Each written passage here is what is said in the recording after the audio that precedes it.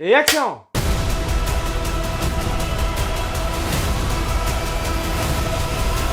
Omar Sy est loin d'être mon acteur français préféré, mais je dois vous avouer qu'il m'a bluffé dans cette série.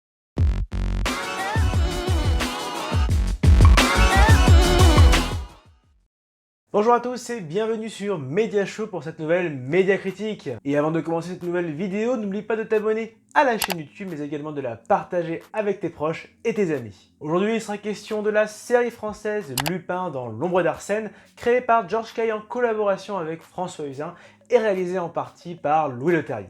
Elle est disponible exclusivement sur Netflix depuis le 8 janvier 2021 et cette première partie se compose de 5 épisodes. Forcément, on s'attend donc à une seconde partie qui arrivera très prochainement sur la plateforme car le tournage est déjà terminé.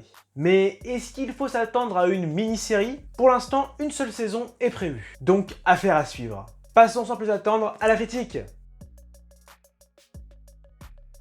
Il y a 25 ans, la vie du jeune Assane Diop est bouleversée lorsque son père meurt après avoir été accusé d'un crime qu'il n'a pas commis. 25 ans, elle a piégé mon père. Lâchez-moi! Je veux le venger de Pellegrini. Tout ça, c'est un jeu. Un jeu avec des règles. Et c'est moi qui les fixe. C'est exactement ce qui est prévu. Aujourd'hui, Assane va s'inspirer de son héros, Arsène Lupin, gentleman et cambrioleur, pour le venger.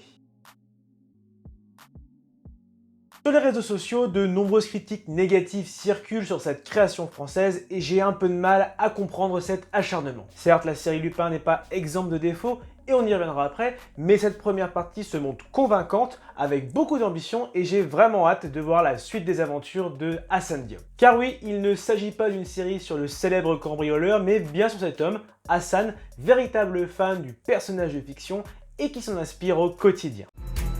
Moi, à ton âge, j'aimais bien lire. Ton grand-père qui me l'a offert. Ça va te plaire, ça. Arsène Lupin, gentleman cambrioleur. Cette approche est assez intelligente puisqu'elle permet à la fois de nous offrir une adaptation des aventures d'Arsène Lupin dans notre société actuelle en y abordant des sujets d'actualité tels que le racisme ou encore l'injustice envers les minorités, mais également de prendre quelques libertés autour de cette enquête policière et d'y apporter notamment de l'humour. En effet, Arsène Lupin a connu de nombreuses adaptations. La dernière remonte à 2004, réalisée par Jean-Paul Salomé avec Romain Duris. Mais avec cette série, Georges Cail se détache donc totalement de la belle époque pour nous proposer une version plus moderne, avec une intrigue plaisante à suivre et pleine de rebondissements. Vous m'avez sous-estimé. Parce que vous m'avez pas regardé. Vous m'avez vu, mais vous m'avez pas regardé.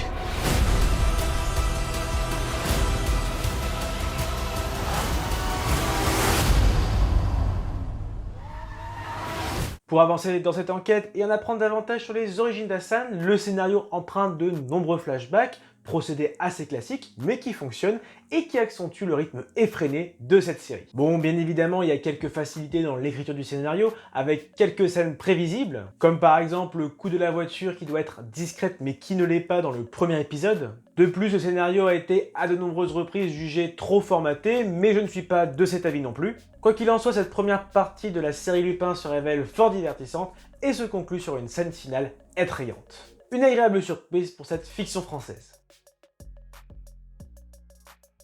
Dès le premier épisode de la série Lupin, nous plonge au cœur de Paris avec le Louvre, de quoi nous mettre en appétit. Je suis agent d'entretien.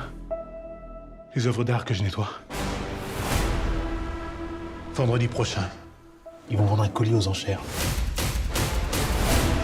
On va le voler. Cependant, les épisodes suivants se montrent plus sages et plus classiques. Pour autant, cette première partie propose une mise en scène soignée et dynamique. Le choix de la ville de Paris pour le tournage peut se révéler un choix stratégique pour attirer un large public en France, mais également à l'étranger. Visiblement, ça fonctionne car la série cartonne, notamment aux États-Unis. Enfin, la musique est entraînante et omniprésente au sein du scénario, contribuant fortement au rythme de la série.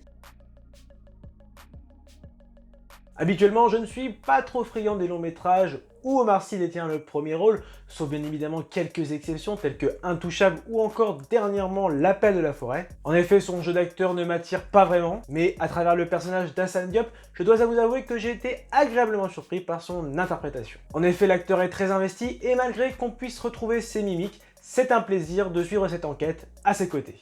Enfin, le reste de la distribution est également honorable avec la présence de Ludivine Sagné, Clotilde Esme ou encore Sofiane Guerra.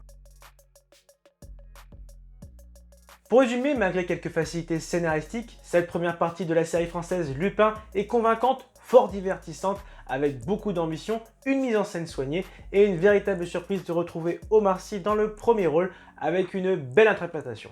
C'est pour cela que j'attribue la note de 15 sur 20. Et voilà, cette vidéo est à présent terminée. N'hésite pas à contribuer à l'amélioration de la chaîne en faisant un don sur Tipeee ou sur Utip. Les liens sont dans la description. Sinon, j'espère que cette vidéo t'a plu. Si c'est le cas, lâche le pouce bleu. Partage également ton avis sur cette première partie de la série Lupin dans les commentaires. Et n'oublie pas de t'abonner à la page Facebook, à la page Instagram, mais également à la chaîne YouTube. Sans oublier la petite cloche pour recevoir toute l'actualité de Media Show. Allez, à très vite!